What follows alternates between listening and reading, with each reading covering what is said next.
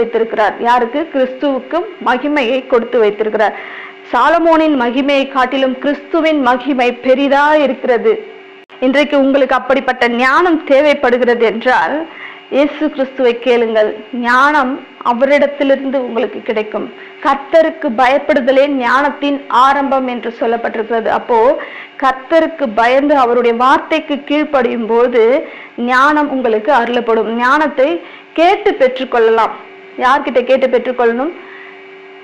கர்த்தரிடத்திலிருந்து கேட்டு பெற்றுக்கொள்ளணும். சாலமோன் எப்படி ஞானமாய் செயல்பட்டானோ, கிறிஸ்து எப்படி ஞானமாய் செயல்பட்டாரோ, அதே போல நாங்களும் இன்றைக்கு இந்த உலகத்துல ஞானமாய் வாழ எங்களுக்கு ஞானத்தை தருவீராக, எங்கள் செயலிலும் எண்ணங்களிலும் ஞானத்தை நீர் தந்தருளுவீராக அப்படின்னு கர்த்தரிடத்துல கேட்டு ஜெபிக்கும் போது அவர் உங்களுக்கு ஞானத்தை தர வல்லவராய் இருக்கிறார்.